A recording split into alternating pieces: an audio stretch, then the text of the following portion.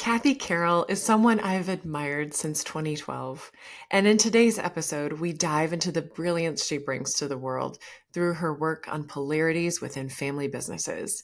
Cathy is the author of Hug of War: How to Lead a Family Business with Both Love and Logic, and a coach for leaders in family business, where the stakes are high and love and logic often collide.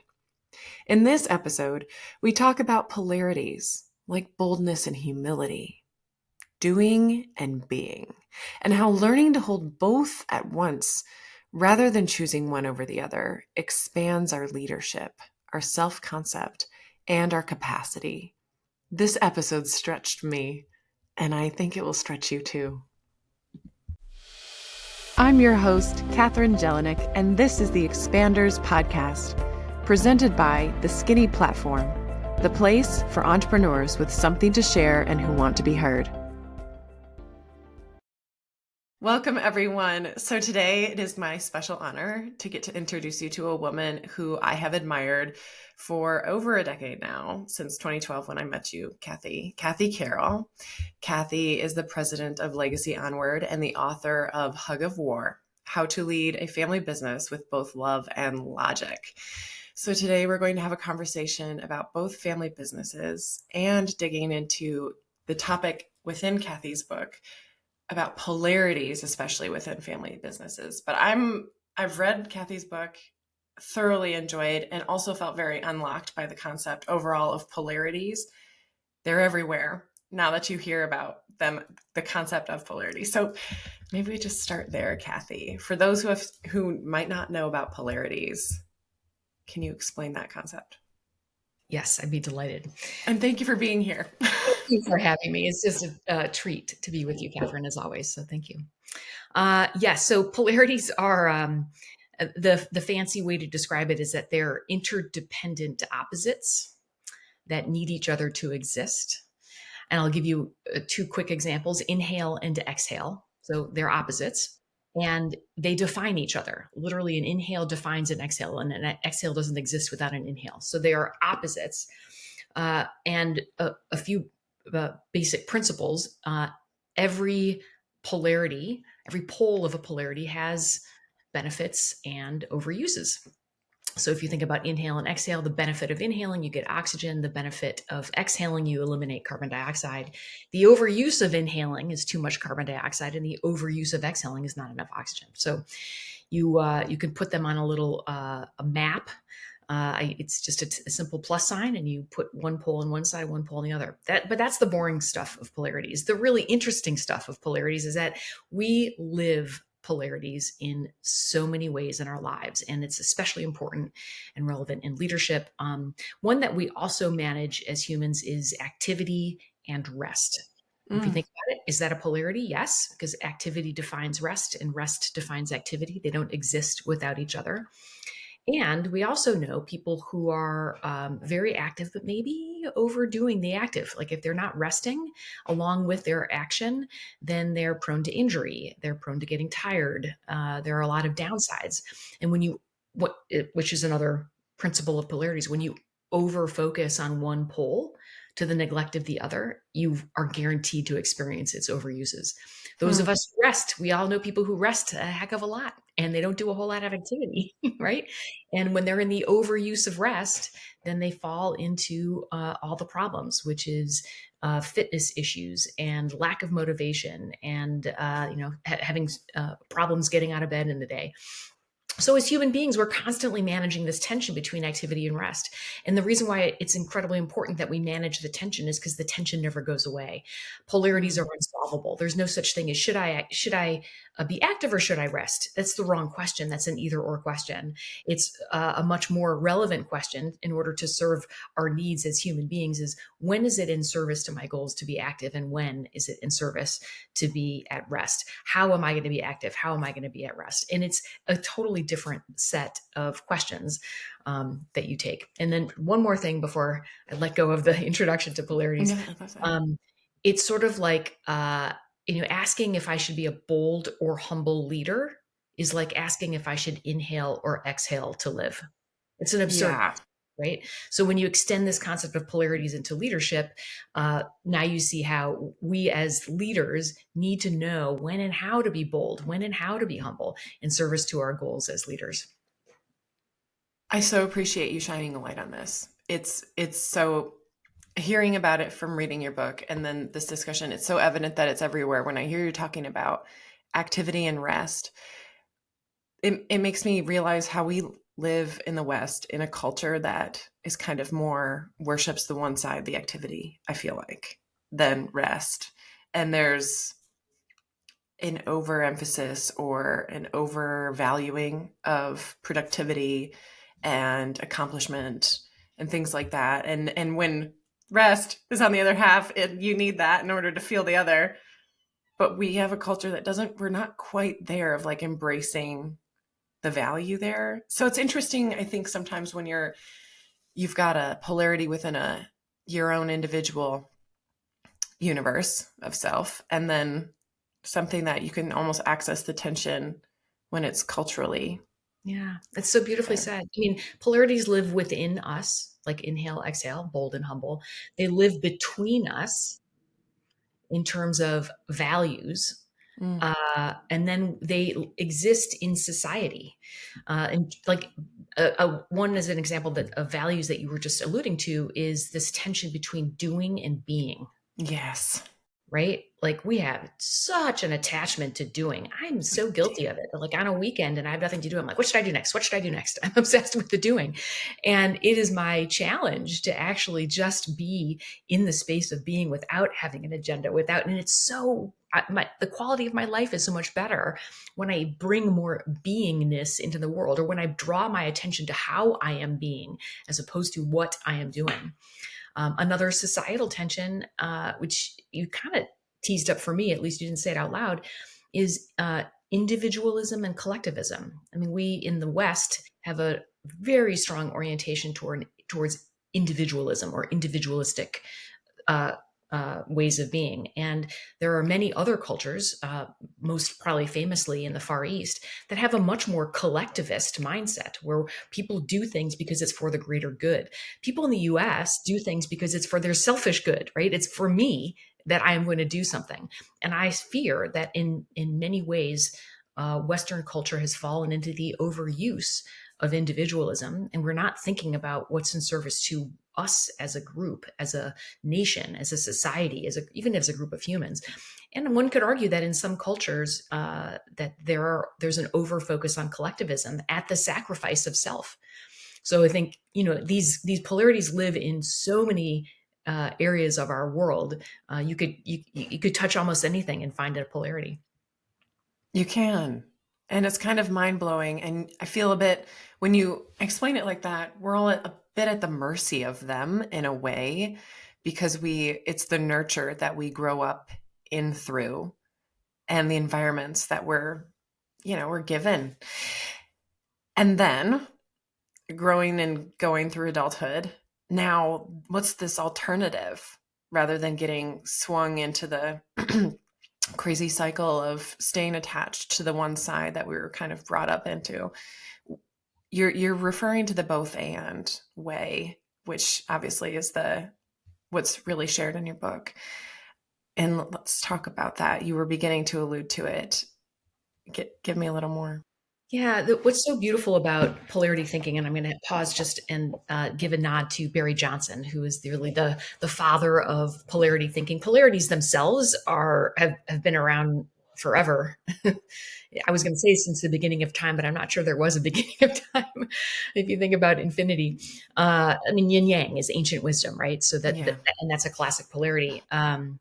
But Barry Johnson is really the father of bringing polarity thinking to the world. And in his approach to managing polarities, he brought this concept of the polarity map. And I kind of alluded to it. You draw a big plus sign, you put one pole on one side, one pole on the other side.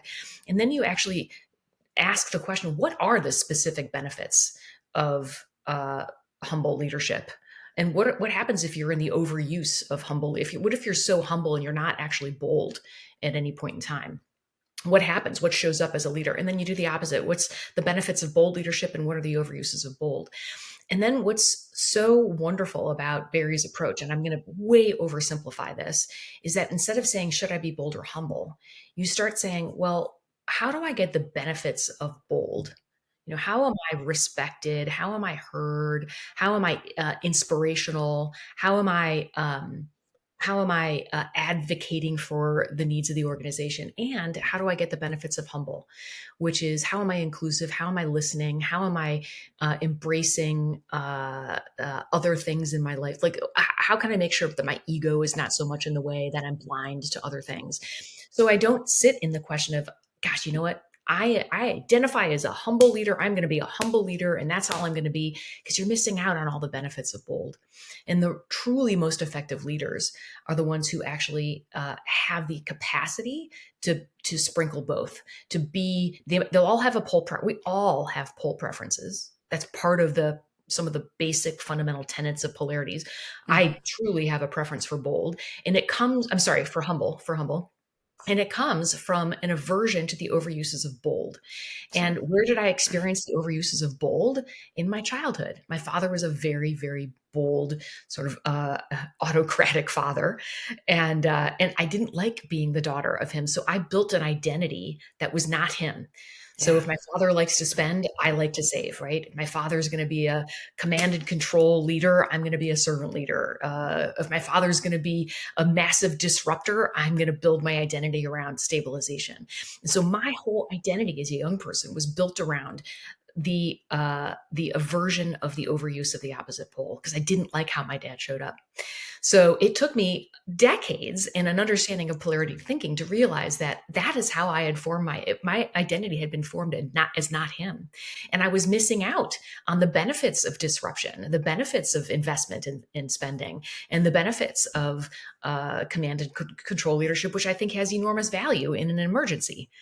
Like if you get hit by a truck, dear Catherine, I'm not going to pull a group together and say, well, what do you guys think we should do? I'm going to say, you CPR, you 911, right? I'm Right. going to take a command and control leadership style.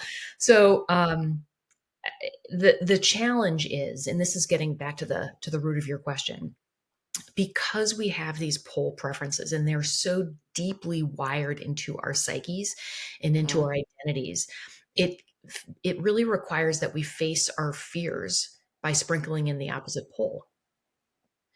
So here's another one that's really common in leadership: relationship and task. We all know leaders who are really good at getting stuff done. GST, right? Go, go, go, do, do, do. And they don't actually take the time to invest in building relationships. And they Hmm. tend to be less effective than the leaders who can do both.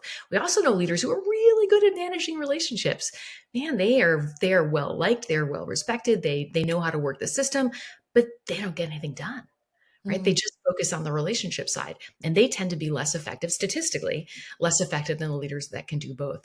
But if I have a really strong attachment and identity around production, and you were talking about it earlier, like we are productivity machines here in the West. If my identity is around how much I accomplish, and at the expense of relationship, I can't be as effective. And then when someone says, well, Cathy, you're really struggling because you're not building relationships. And I go, well, I don't have time to build relationships. If I'm building relationships, Mm-hmm. I'm not getting stuff done. That's not, but I am a get done person. Right. GST, I get stuff done. Yeah. So That's back to the being and the doing polarities yeah, too. yeah, Is there a exactly. cost between the shift between the two? It's like two different energies. It's hard to kind of, I'm in the get shit done energy mode.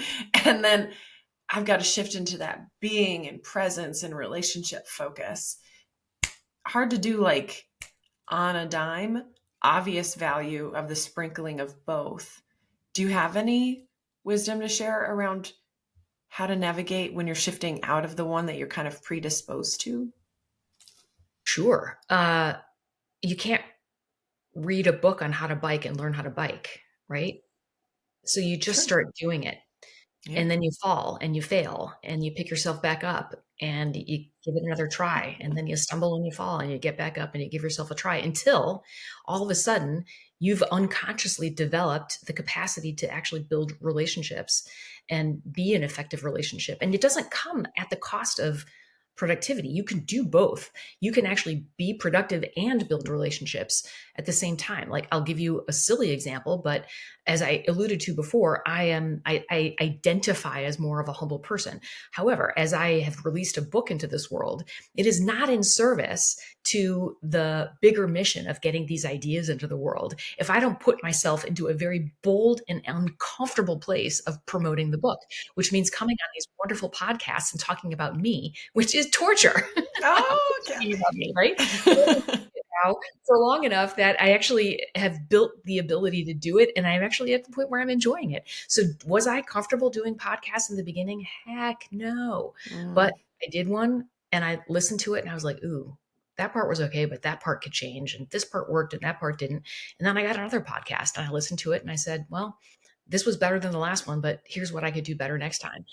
And I continue to refine my growth and development into being bold enough to publish this book, also talking about my weaknesses in a very humble manner. So I am being both bold and humble simultaneously. That your personal example is really helpful. Can we, so there's a personal example of mine that's coming to mind, because I realized the way I've always talked about it alludes to the fact that it's a polarity. I've realized I feel like I grew up as a people pleaser, a yes person. And through adulthood, whenever I talk about it, I'm like, I'm a recovering people pleaser, and I feel like I've swung too far in the other direction, and I'm finding my way to the middle. But it's almost like a pendulum where I'm way over here, so I'm over there, and now I'm coming back through the middle, And I've talked to others, and I almost don't know if I've seen an example where you don't swing and overshoot, when you're beginning to try to find that more middle.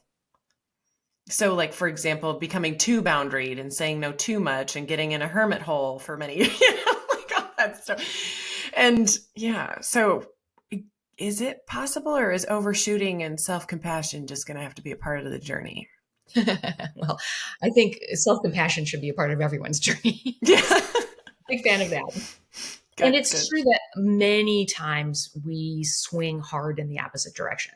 Mm-hmm. It's in the book, I talk about how we often swing generationally. So as I said earlier, I my know. father had strong preferences or values in terms of how he operated in the world. And I swung really hard the other way. Now that I am aware of my strong pull preferences, does that mean I'm now spending money like crazy? No, I'm not. I'm still saving, but I'm spending more. Does it mean that I've become an autocratic command and control leader? No, I didn't swing that far.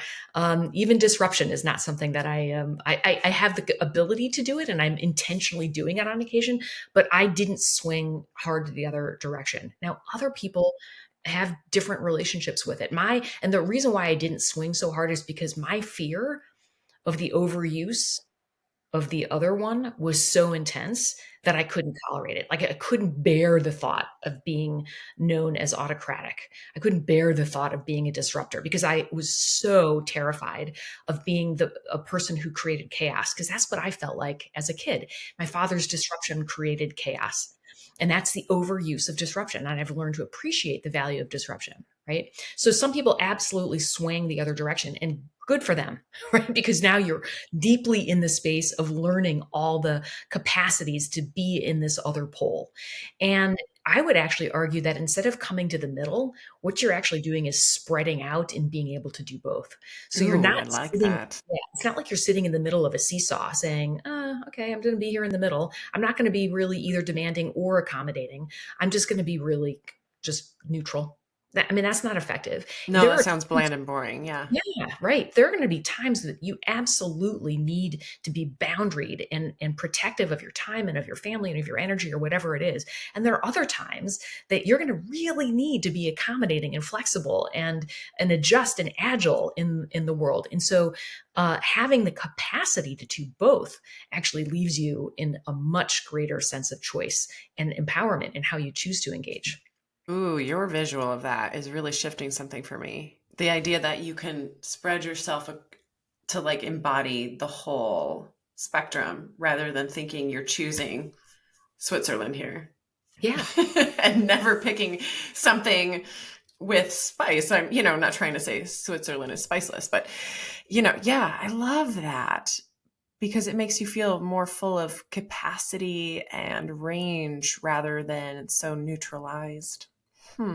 And it's self-love. I love myself as a person who's a pleaser, and I love myself who's boundaried. That's a Yeah.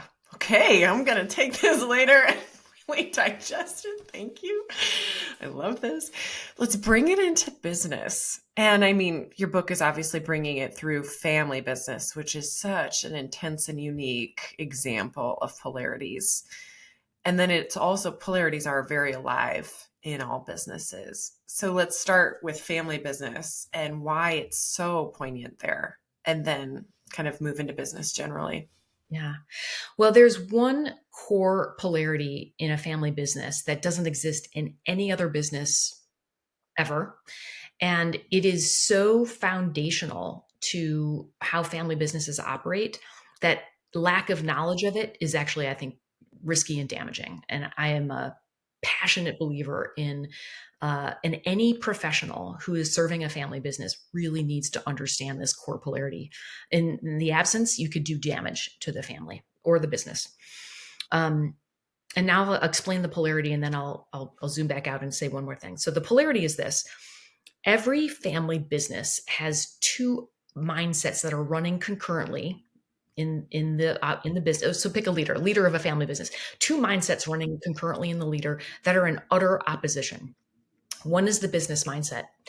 It is driven by logic. It is an irrational system, and it values profits and competition and meritocracy, right?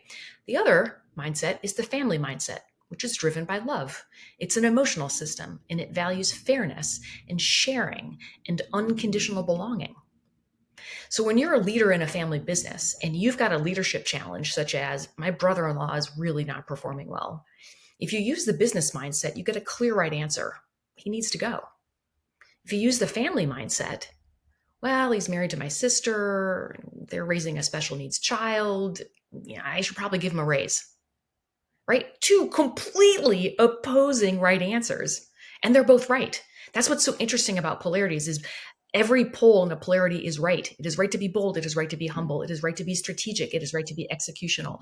It is right to honor the family. It is right to honor the business. And so this core polarity can be crippling to individual leaders because they get stuck in this, what on earth am I going to do? Because if I lean with the business mindset, I'm going to have a real problem on my hands. If I lean with the family mindset, I'm going to have a real problem on my hands. And until you understand that core polarity and you realize you have to think about how to get the best of the business and the best of the family, that brings tons of innovative thinking. Too many professionals, in my experience, say, a family business. I mean, just run it like a business. It's just a business. And I Mm. say, no, I disagree with that assessment. I think a family business is a family business, which is not a business. It is a family business. And lack of understanding that core tension, I think is potentially damaging. It is a core tension. I just underscore that. Reading the book, I felt so much anxiety just reading through some of the situations that family businesses have to navigate. And it's to a whole nother level. Yeah. Wow. So talk to me though. Like you've seen some really nasty stuff in terms of the things, the tensions and the polarities and the pulls between love and business within these businesses. I mean, both and like how do they find their way? Like, what's the future of this tension? Probably the best thing to do would be share an example. I worked with a client, we'll call him Alex, and he had a sister, Sophia, and they worked for their father. Father, it was a real estate business. And Sophia joined she's older, she joined the business right out of school. And Alex joined the business about 6 years. She was Alex was Big Four accounting for 6 years and then joined the family business. Very analytical, very finance, very astute, and very much like his father.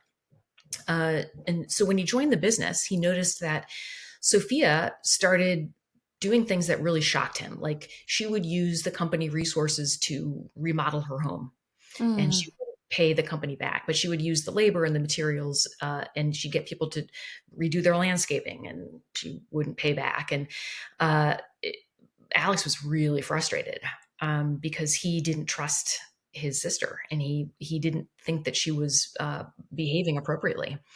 So they got into a really feisty fight about what to do with profits in the business.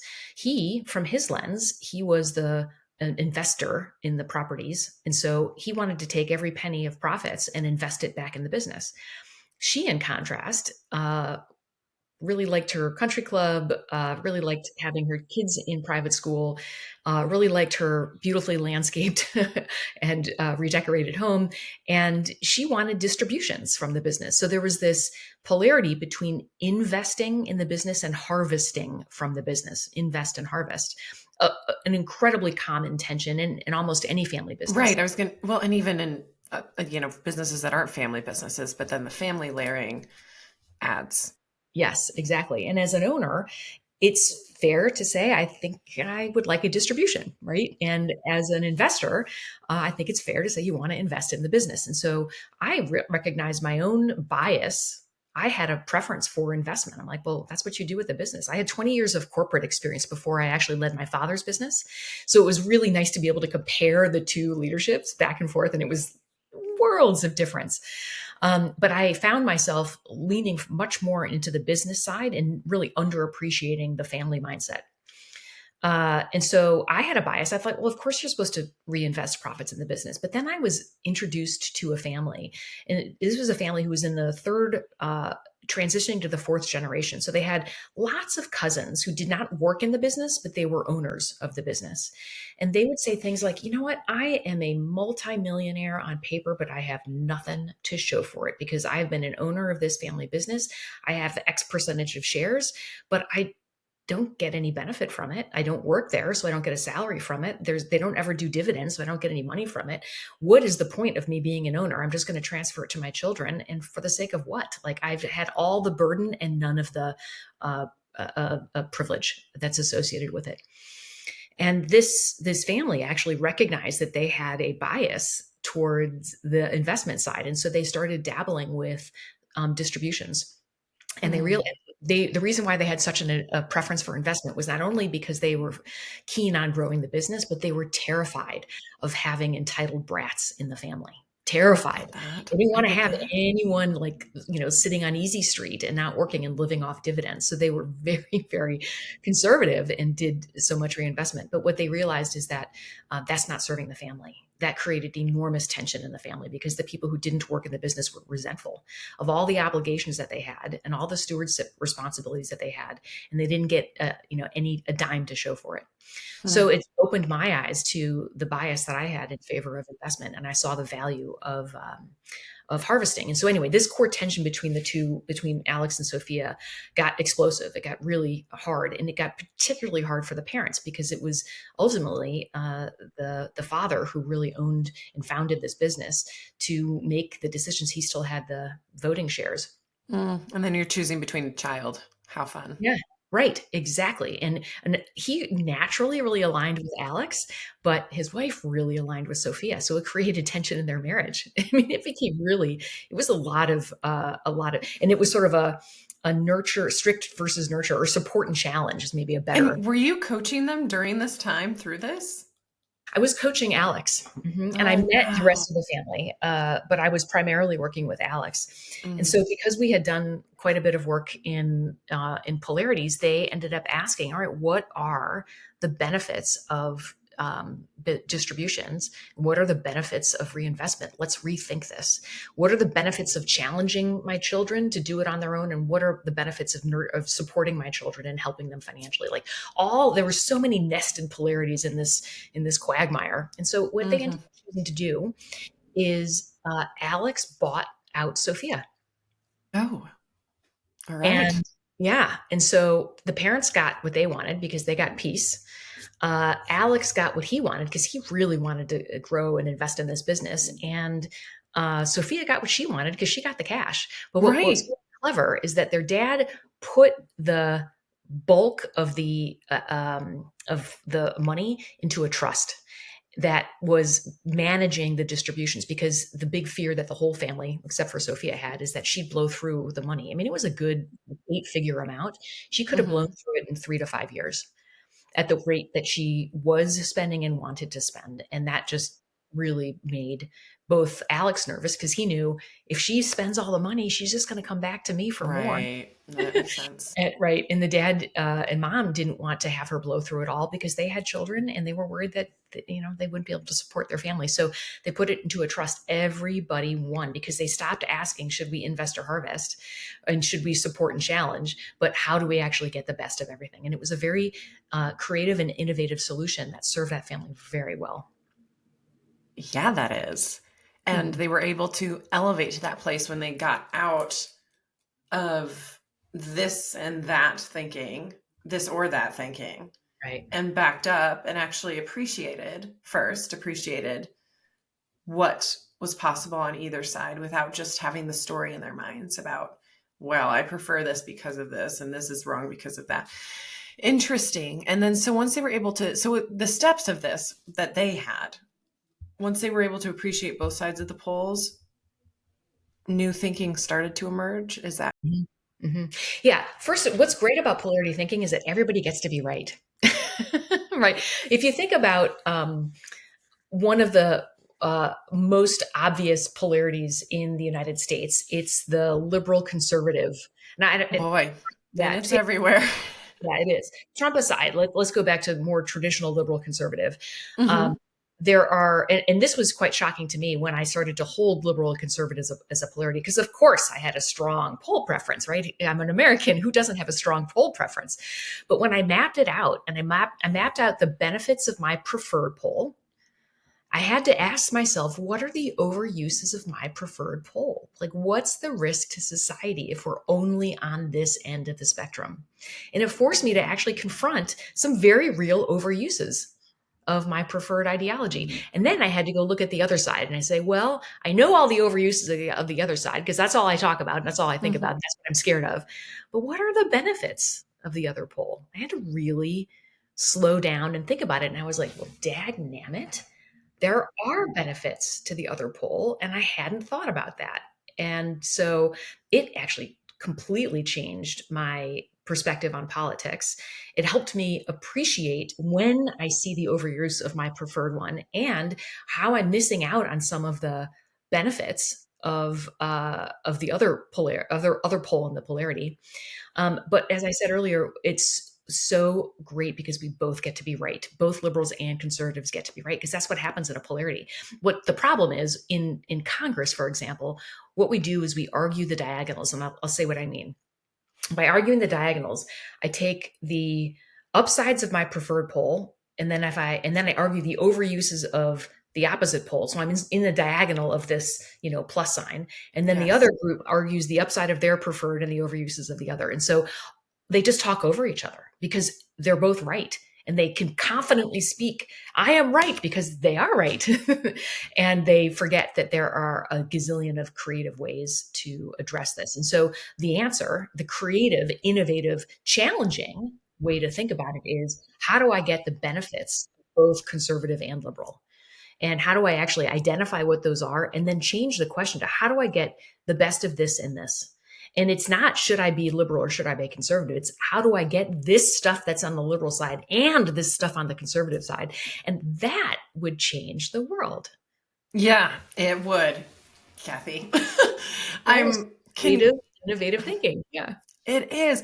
Well, something I'm talk me through this because when I'm listening to this, I feel like a big moment of magic happens when a person turns around and decides to go look at the other with that curiosity. And there's a thing happening, I think, let me know, you obviously know this intimately, where they drop some of the identification, the personalization of where they stand. And just dropping that subtly and opening to curiosity begins to expand the whole playing field. I feel like staying stuck in a self-concept about who I am and my perspective, and that keeps a fight going, no matter if it's about, the politics, polarity, or, anything within business. But it's that turning around and disengaging even subtly with that self-concept. It sounds like it begins to open the door. What? Yeah, that's beautifully said. Look, as a leadership coach, I Mm-hmm. am fascinated by the concept of identity. Yeah, I bet. I Because I'm think, seeing it in this so yes, clearly. yes. And so the whole, I mean, what is an identity? How do you afford it? Like, what is my identity? What is an identity? What's part of the identity that I can change? What part of my identity can I not change? Like, those are such fascinating, rich questions.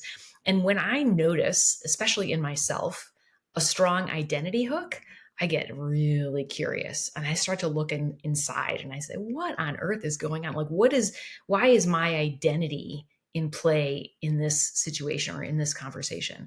And as I start to look inside and I say, what could be different if I relaxed a little bit? If I relaxed my attachment to this particular identity, what would be possible if I just opened up to seeing other points of view? So yes, I think you said it beautifully. I think the more we are aware of our identity attachments and the more we can sit in curiosity about them, about maybe how they formed, maybe how they're serving me well, maybe how they're not serving me well, and what new identities could I incorporate so that I have more of an identity that I can play with and less of an attachment to a small group or one important identity. So interesting. The words you're using, more identities I could incorporate rather than getting rid of them and then making the ego feel under attack. You're offering the opportunity to expand in a way and like add more variance and more colors to your rainbow in a way, just Exactly. I mean, if we go more back options. to I'm a recovering pleaser, and then I Yes. became highly boundaried. You developed an identity that is Mm-hmm. about being able to set boundaries. I can set boundaries. I'm a boundaried person. That worked really well with I'm accommodating person because that was your original identity, but you added, Right. I'm also a boundaried person into your identity. So you have that expansion and the ability to do both. Yes. And then to just open up on the personal, like I feel like I wasn't doing it very well though. The boundaried side would come off harsh for a Mm, while. yeah. It wasn't, it didn't feel very kind sometimes. Because the other side had been overusing niceness. Maybe it wasn't kindness, but it was acting like that. And so I feel like the other way, I didn't even know how to do it kindly. That's been part of the expansion across is learning how to, set boundaries without the energy there. Beautifully said. It wouldn't surprise me, and please disagree, if a part of your strong shift to the boundaried side was because you experienced the pain of the overuse Yes. of Yes. being the pleaser. And so you were so angry at that part of you that you Yes. said, I am never going to do that again. And I am going Yep. to, right? And so you gripped really hard to the opposite and it came across as harsh, which is so interesting because I never, when I think of you, I've known you for over a decade. I know. Right? just think it's so spacious and wonderful and gracious and expansive. Mhm. But great recognition that your manifestation of boundary ended up coming across as harsh.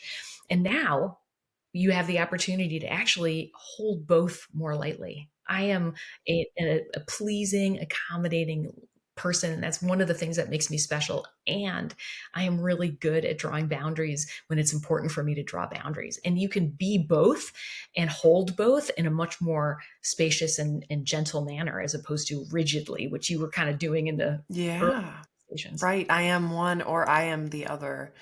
Yes. And defending one because of the overdone on the other. Yep. Yep. Yep. I And then the like shame it. associated with Yes. either God, I'm so ashamed of myself. I'm so accommodating and pleasing. God, Right. Like, who am I? You're just this like mass of gray that'll go anywhere you're needed. Like, what are you doing?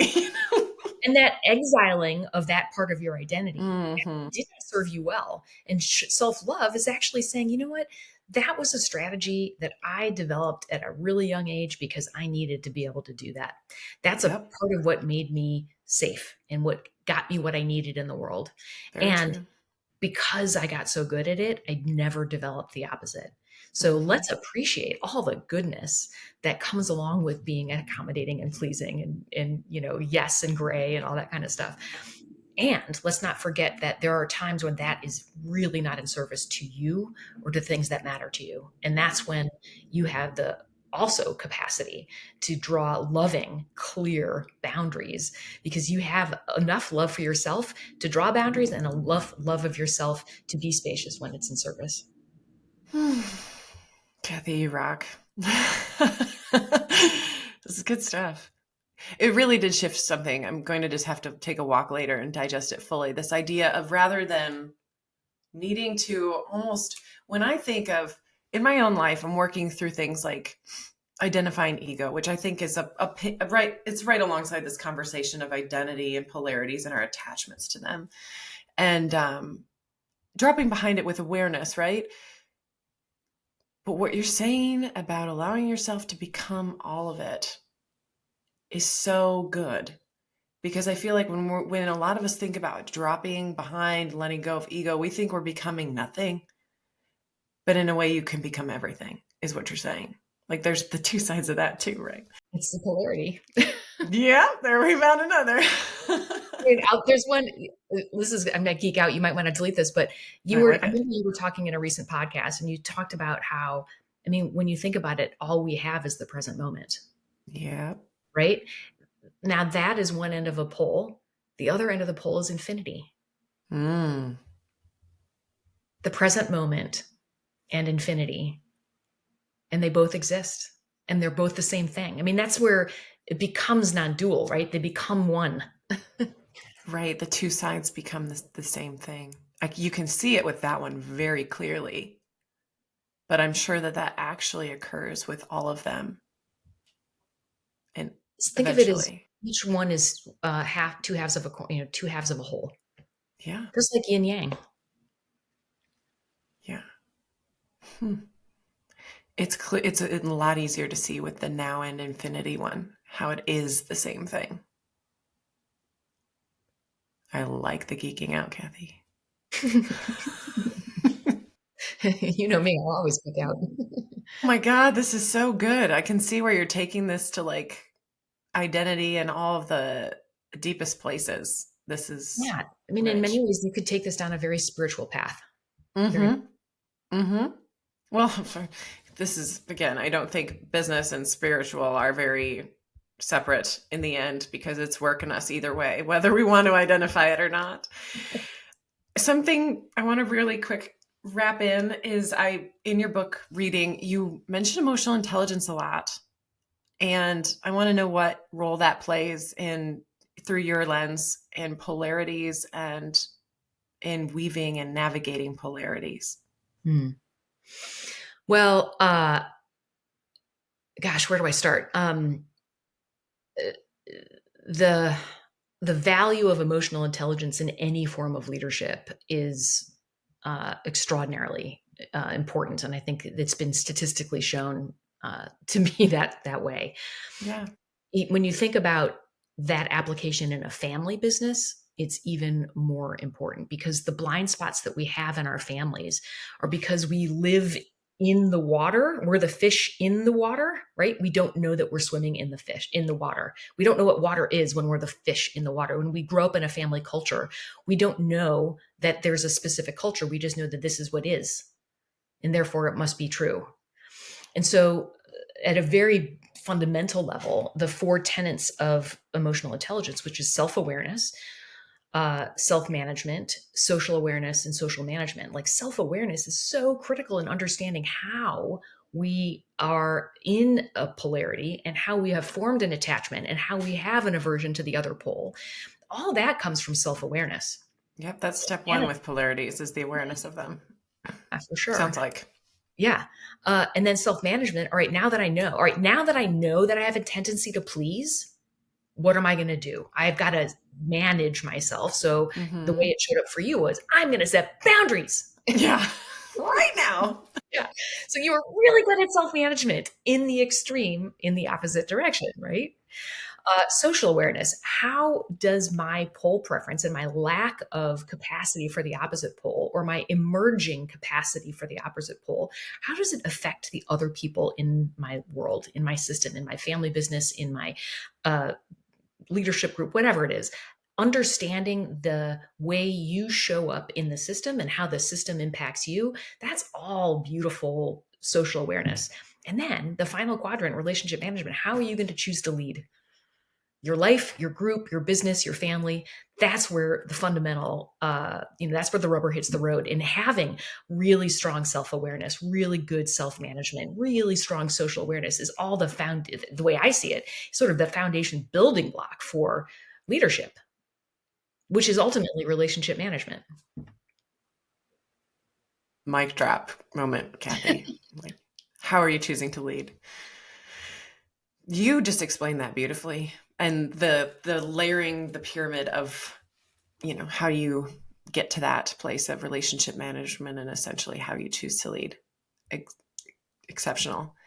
And it's obvious when you explain it the way you just did of why having emotional intelligence is a part of how you move when you're working through polarities. And then you almost march through each step of, those layers of those four quadrants of emotional intelligence as you navigate the polarities. Fascinating. Yeah. I mean, when I wrote the book, I knew that polarities by itself wouldn't be enough to interest people. And so, and because I was writing it for family business leaders, I wanted to incorporate as much of the content that I use in my coaching conversations into the book so that people could read this book and say, oh, wow, I never realized I could incorporate this technique into my leadership. And it may have nothing to do with polarities, but now I can do box breathing and recenter and regain my equilibrium inside when I'm pulled off my center in a tough business meeting with my dad or something like that, right? Mm-hmm. So it's the book includes a lot of emotional intelligence, not just because it's applicable with polarities, but because it's so important in leadership. And the book is it's my hope, my goal to resource leaders in family businesses and frankly the advisors who serve them with as much arrows in the quiver of leadership as they can in order to be effective. And so let's just talk about a little bit of what you're doing in the world with this now. I mean, your book is available everywhere that, Amazon and where books are available. And it's a delight I listened to it and it's read in your voice, which was lovely to get to hear you speak your book. And you have a course now as well, right? Especially for coaches. Yes. Yeah. Thank you for bringing that in. I really believe that we need more coaches serving family businesses. And I also really believe that the coaches who serve family businesses need to understand polarities because they are so ubiquitous in the family business space. And it's too easy for us as coaches to say, well, why don't you just fire him? It's just a business. No, run it like a business. It's a tough world out there. Just fire him. without really appreciating the complexities involved on the family side, the social dynamics, the Thanksgiving dinners, the, all the emotional angst that gets stirred up in the system. And there are ways to do both, to be both in service to the business and in service to the family, that can actually that lead to creative new kinds of thinking. And what's fun about polarities is that the answer in my family would be different from the answer from your family, which would be different from the answer in Alex and Sophia's family. So the Right. answers to these polarity tensions aren't the same, because the context is different, the timing is different, the needs are different. So I launched this course so that coaches who are already trained, this isn't a coaching training program. This is a program to support coaches who want to serve family businesses, either solely or as a part of their service. People are giving me incredibly positive feedback. Yay. Please, can you share a little bit of it? Because I know it's probably hard for you, given the bold and the humble. But tell me, yeah, what are people saying who've gone through it? Gosh, I should pull up the testimonials. I just made an announcement in a listserv, and I included like 4 or 5 testimonials. I should pull it up. Maybe I can do that really quickly. Ahead. But I'm just going to chatter while you do that. So I can see, it's easy to see, and thank you for the examples of like the Alex and Sophia story, because it so brings to light. I can see how that's an innovative solution specifically for that family. That was a great example to bring through. And it's easy to see too with everything you shared in this conversation about how coaches who serve family businesses really, yes, it's a disservice if they don't know about polarities, given how alive they are within the family business system. Okay, I found some Tell testimonials. us. The shortest one. This course has inspired the depths of my commitment and understanding of family business coaching. This was a gift, not a class. Mm-hmm. Um, Cathy, Carroll's family business coaching course is an absolute must for any coach navigating the complexities and polarities of family businesses. Drawing from her extensive experience as both a leader and coach in the field, Cathy creates well-rounded learning experience, equipping participants with valuable tools and deep insights tailored specifically to the unique challenges of family business coaching. I get that there are 3 or 4 more, but You are a gift, Cathy. So I'm so delighted that someone has highlighted that. Well, this is at the conclusion of this. Thank you for sharing those. And I'm not at all surprised. And yes, I mean, what they're saying, I can see and hear, and it's, of course, not surprising, but great to hear from it. This is a necessity for those working in the family business world. And I'm so delighted that you're bringing this awareness to the world and how to navigate complexity with more ease. yeah. By just in beginning to understand and be aware of polarities is a gift to everyone. So not just family businesses. But I want to turn it over to you for any parting thoughts or reflections or wisdom. I think I'm actually going to read a quote from F. Scott Fitzgerald, who said it really, really well. And he said the following: "The test of a first-rate intelligence is the ability to hold 2 opposed ideas in mind at the same time and still retain the ability to function." That's complexity, holding 2 opposed truths in your head at the same time and not collapsing. Thank you. Honestly, because my personal side to this is complexities make me anxious. The people pleaser inside is like, whoa, that's scary. And then when you offer things like this way of thinking and navigating complexities, there's a sigh of relief that you can feel on the inside, because it's like you don't have to be so afraid of the things that are so normal in human experience. Well said. And let's get used to the uncomfortable, because there's only more complexity facing us in this world these days. Yeah, but isn't that just what it is? It's like forcing us to do this work rather than just avoid it. The alchemy of recognizing and being with polarities. Yeah. Cathy, thank you. This is just mind-blowing for me, and I'm sure for listeners, and I so appreciate your time, and well done with this book and the content you're bringing to the world. I'm so thrilled. Thank you Well, for and thank you being for the here. Expanders podcast. This is a wonderful gift that you're bringing to the world too. And 3 cheers to the Skinny platform supporting you. Awesome. All right, everyone, that's a wrap. We look forward to seeing you next time. Thank you so much for tuning in. Thank you for listening to this episode of the Expanders podcast, presented by The Skinny Platform. You can catch more episodes and be notified of newly released episodes by following us on Spotify, Apple Podcasts, or subscribing on YouTube. For more information on the Expanders podcast and The Skinny Platform, visit our website, www.theskinnyplatform.com.